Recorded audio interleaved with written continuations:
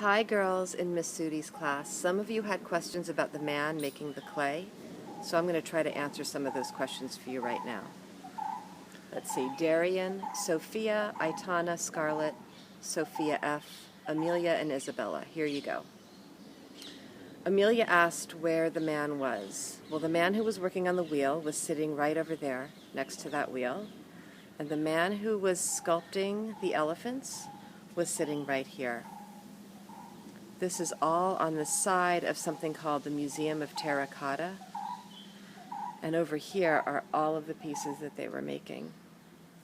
So see these elephant legs, how round they are?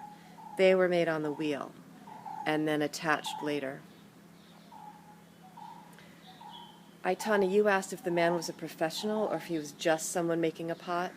Well, he's called an artisan, and he knows the special way to do it because he's been doing it his whole life. It's his only job is to make these figures out of clay. He also has to know how to light the wood on fire and make it exactly the right temperature to bake all of these so that they don't break. Scarlett asked how the shape begins.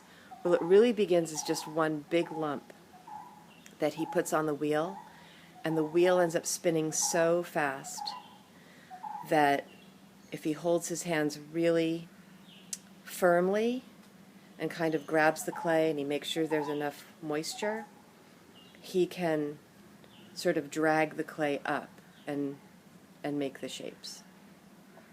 I'm pretty sure they have some wheels in Big Hewitt, so maybe someday we can go over there and watch how they do it.